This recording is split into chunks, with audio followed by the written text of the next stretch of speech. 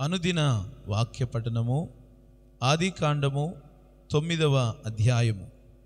మరియు దేవుడు నోవహును అతని కుమారులను ఆశీర్వదించి, మీరు ఫలించి అభివృద్ధి పొంది భూమిని నింపుడి, మీ భయమును మీ బెదురును అడవి జంతువులన్నిటికిని ఆకాశ పక్షులన్నిటికిని నేల మీద ప్రాకు ప్రతి పురుగుకును సముద్రపు చేపలన్నిటికిని కలుగును.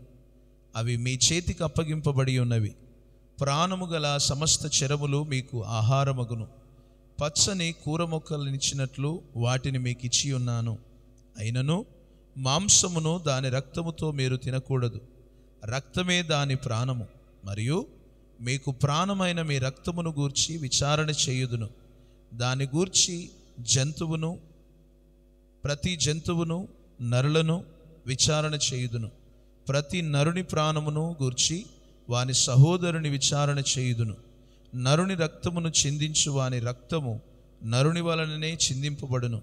ఎలయనగా దేవుడు తన స్వరూపమందు నరుని చేసెను. మీరు ఫలించి అభివృద్ధి నొందుడి, మీరు భూమి మీద సమృద్ధిగా సంతానము కని విస్తరించుడని వారితో చెప్పాను.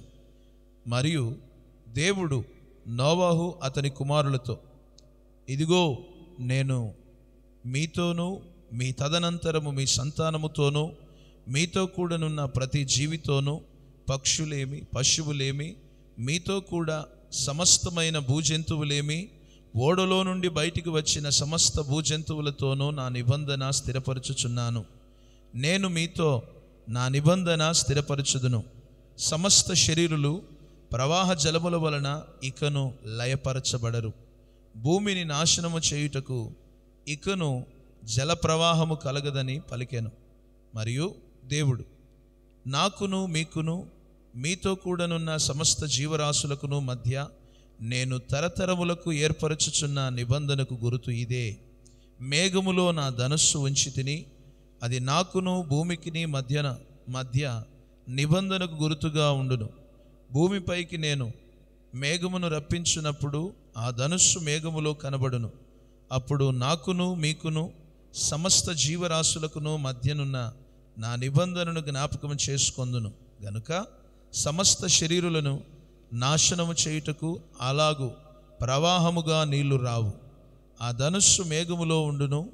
నేను దాన్ని చూచి దేవునికిని భూమి మీదనున్న సమస్త శరీరులలో ప్రాణము గల ప్రతి దానికిని మధ్యనున్న నిత్య నిబంధనను జ్ఞాపకం చేసుకొందునెను.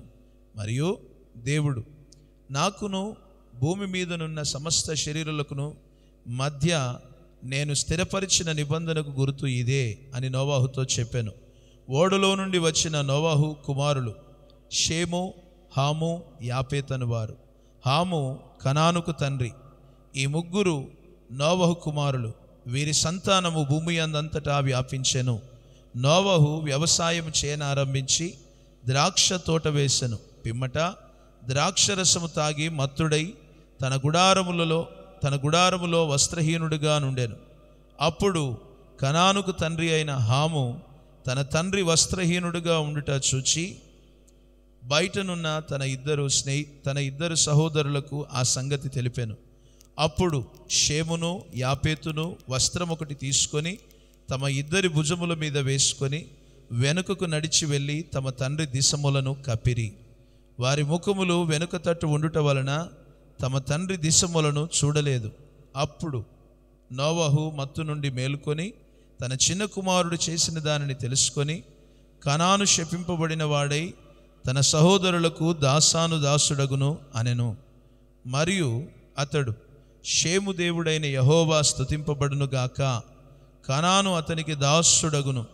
దేవుడు యాపేతును విశాలపరచును, అతడు షేము గుడారములలో నివసించును. అతనికి కనాను దాసుడగును అనెను. ఆ జల ప్రవాహము గతించిన తరువాత నోవహు 350 ఏండ్లు బ్రతికెను. నోవహు బ్రతికిన దినములన్నీ 950 ఏండ్లు. అప్పుడు అతడు మృతి పొందెను. ఆమెన్.